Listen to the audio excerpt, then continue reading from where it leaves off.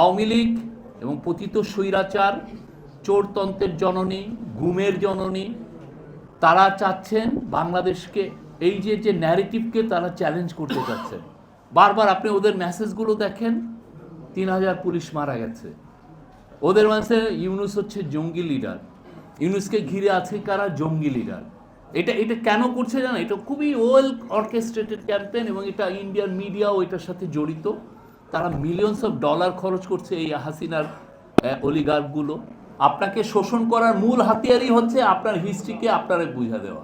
Struggle হয়েছে পুরো 15 বছর ধরে এবং আগামীতে আরও 15 বছর আমাদের স্ট্রাগল করতে হবে। এবারে যে গ্রাফিতির যে বই আমাদের এই বিপ্লবকে ধরে রাখবে, নতুন বাংলাদেশের যে গণ অভ্যুত্থান হলো, এই গণ অভ্যুত্থানকে ধরে রাখবে। এটা খুবই ইম্পর্টেন্ট।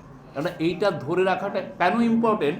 আপনি দেখতেছেন যে আওয়ামী লীগ এবং পতিত স্বৈরাচার, চোরতন্ত্রের জননী, গুমের জননী, তারা চাচ্ছেন বাংলাদেশকে, এই যে ন্যারেটিভকে তারা চ্যালেঞ্জ করতে চাচ্ছেন। বারবার আপনি ওদের মেসেজগুলো দেখেন, 3000 পুলিশ মারা গেছে। ওদের মাঝে ইউনূস হচ্ছে জঙ্গি লিডার, ইউনূসকে ঘিরে আছে কারা? জঙ্গি লিডার।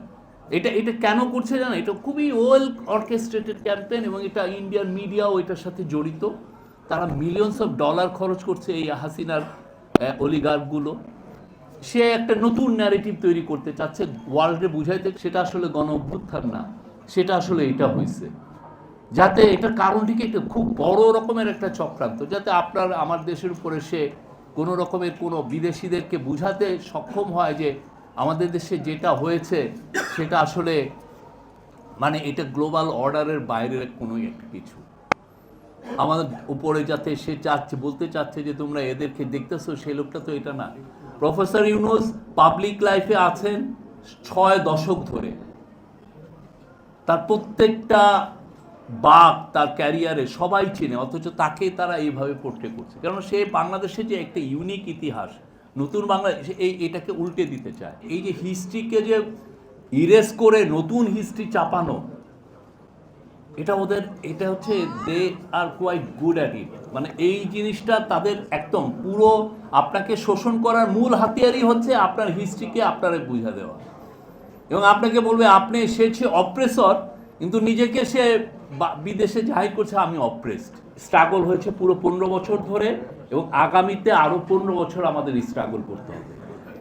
আমরা একটু থেমে যাব, ওরা আবার মাথাচাড়া দেওয়ার চেষ্টা করবে। এইটা যাতে না হয়, বাংলাদেশে যাতে কোনো ধরনের কোনোভাবে স্বৈরাচার এবং তার সাঙ্গপাঙ্গরা ফিরে আসতে পারে, এটা আমাদের দেখতে হবে। এটার জন্য আমাদের অনেকের প্রাইস পে করতে হবে। আমার হয়েছে, রিজভী ভাইয়ের হয়েছে, সবার হয়েছে, বাট আমরা এখানে একতাবদ্ধ।